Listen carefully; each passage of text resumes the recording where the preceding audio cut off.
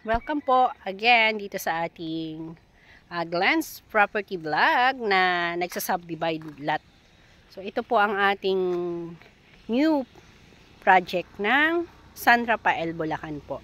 Barangay Tukod at ito po yan. Naka-along the road ang ating property. So side by side mga ka-property makikita ninyo yan. So ito left and right ay property na sinasubdivide. So 100 square meter po ang ating minimum cut at may cash out po na 40,000 po ang ating total down payment. Yan. So sa mga interested clients na gustong mag-invest at walang pang cash payment, yan, hulugan po ang aming may offer sa inyo mga ma'am and sir. Yan, avail na po kayo habang bagong open pa po ito at makakapili pa po kayo ng magandang spot location. Lalo na po kung ang target area nyo ay yung along dito sa road. Yan. So yun nga po ang atin pong reservation, 6,000 and 34,000 po yung to follow down payment kung wala po agad kayong hawak na pang cash. So yan. Kung cash payment naman po ang down natin, 40,000 nga po at with signing contract na po yun. So itong road na yan, yan po. Mayroon pong daan dyan, pakanan ang diretso. So yan po yung pa-DRT na. Malapit po ito sa elementary Kamachile. DRT. Yan. Yun po, may malapit na po ditong resort. Yan nga po yung Casa Sinaida. Ang ganda po ng location na to dahil yun nga po, may kuryente na, may linya na po ng Meralco dito, may linya na rin po ng water dito. So dyan po sa part na yan ay may mga bahay na po dyan. At ganun din po doon sa part na sa unahan dito sa side na to. Located po ito sa Barangay Tukod, San Rafael, Bulacan po. Meron din po tayo ng Angat de Bulacan, DRT, at San Ildefonso, Norsagaray, Bulacan. Yan. So, pili na po kayo kung saan po nyo gustong makapag-invest sa aming hulugang lupa na 6 years to pay and pwede po tayong straight payment kung wala po kayo talagang pang cash out. Straight payment po, nag-offer din po kami ng, yun nga po, mas short term, 5 years to pay lang po straight payment natin. Yun po yung reservation at wala na pong down payment. Yun po ay ang pagkakaiba po, mas liliit po kasi yung amortization kapag may down payment. So yan nga po. OFW and locally employed, wala po tayong needed na requirements. Ayan. Only one valid ID. Magkakaroon ka na ng hulugang lupa at pwede mo nang magamit. Yun po yung advantage ng ating hulugan. Director at owner po tayo. Hindi po tayo developer. Lot owner lang po. Direct to lot owner. Ayan.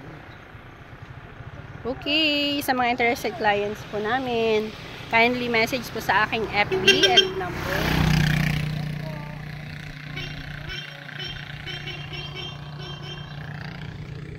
Yan, sa ating contact number po ay 0915-900-8907 and Glenn's Property ang ating FB. Message nyo lang po ako para ma-assist ko po kayo. Again, welcome po. Please don't skip my ads para po medyo makaipon po tayo ng ating funds. Yan. Salamat po. Sana po ay please like and comment na lang po kung taga saan po ang mga gustong mag-invest at saan po nakarating ang aking video. Maraming salamat. Keep on watching. Enjoy watching, guys. Salamat po sa inyong panonood.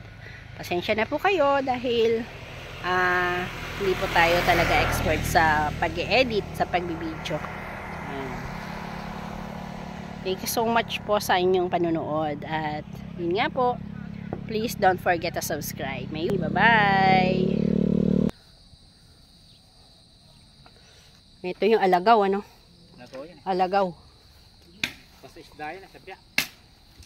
Yan. Yan. Pag nalinis tong part na to, maganda rin. Ito. O, pag nalinis to, maganda rin tong ano na to. Part na to.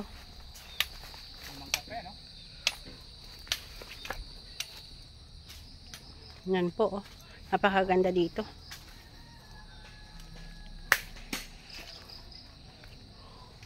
Kahit dito pala siya makakuha, no? Maganda rin. Ayan, yung may kubo-kubo dun.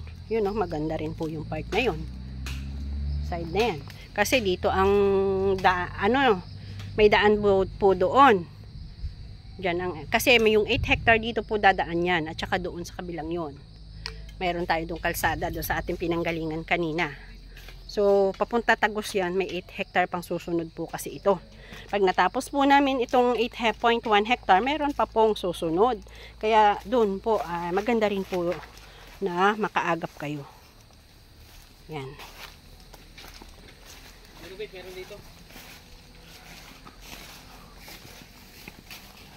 Ayun, hanggang doon sa may blue na yan, ang ating end ng property.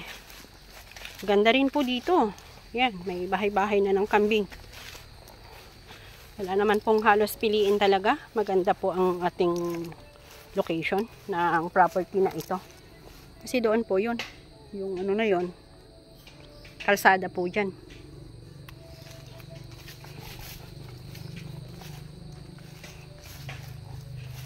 Yan.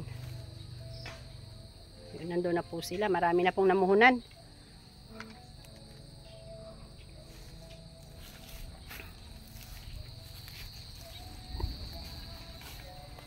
Ito po sa part ng mapa natin ay nasa gawing left side.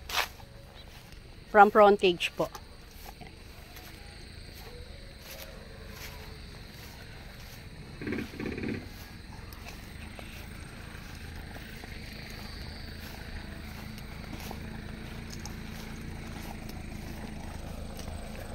Yan.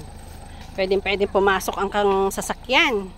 Pagka basta po yan, oh, yung wag lang po kotse kasi mahirapan umakyat.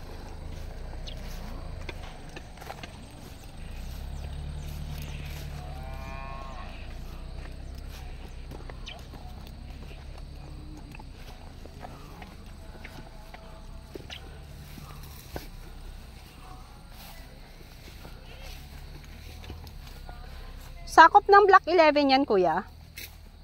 Sakop ng 11 yan? Block 11. Hindi na? Block, ano ito yata? 7 yata o 8. Ah, dito. 7 o 8 dito. Ayun, kasi yun doon ang sa part niya yun ang 11. Doon.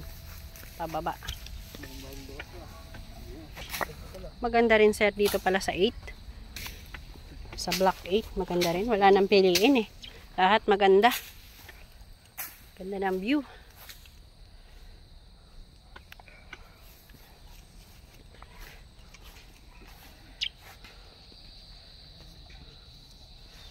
Yung mga muhon.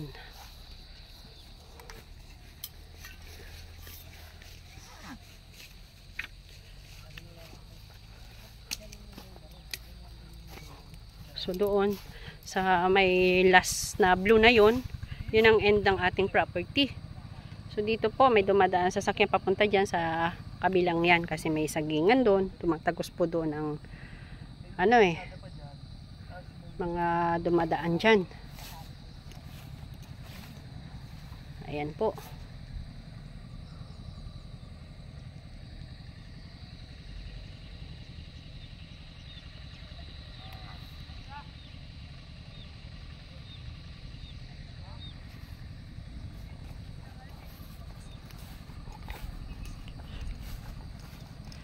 Ayan po yung okrahan na part.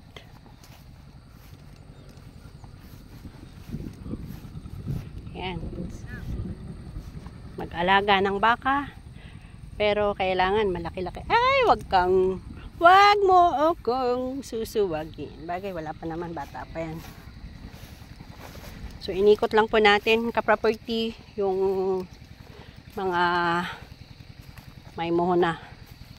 Yan.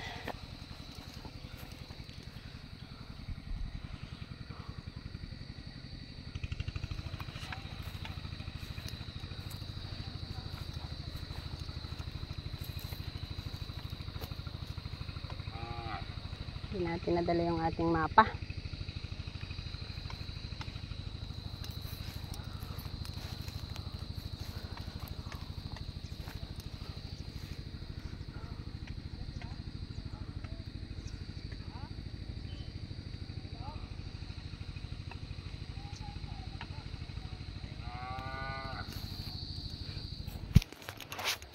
Ipapalocate natin yung block 6 tsaka block 7 at 8 para sa paglilipat ni Sir Kabokals ma-pinpoint na po yung kanya doon at yung iba pa nating mga kliyente para pagpunta nila alam na natin yung ituturo natin dito sa mapa kung saan, kasi hindi tayo expert dito sa mga yan, mga muhon kung saan ba nakalocate yung start, ganun, end, tsaka yung kalsada natin dito.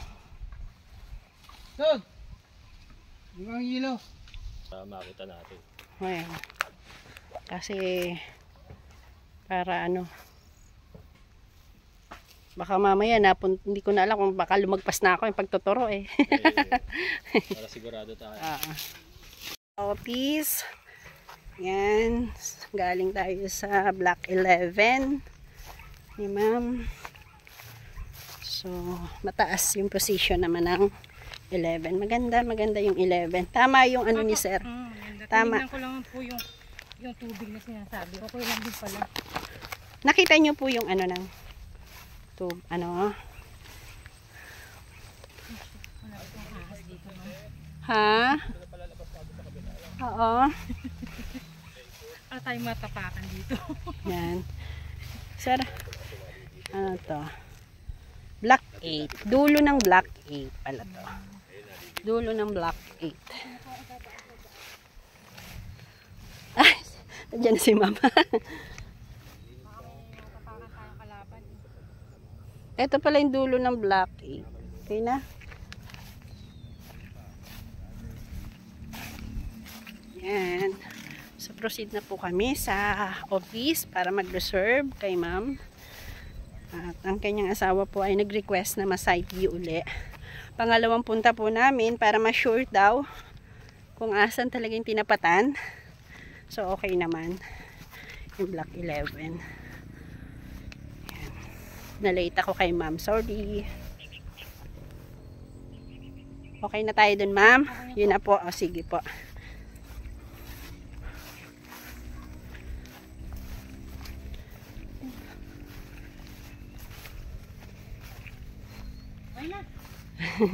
Nakita na po namin.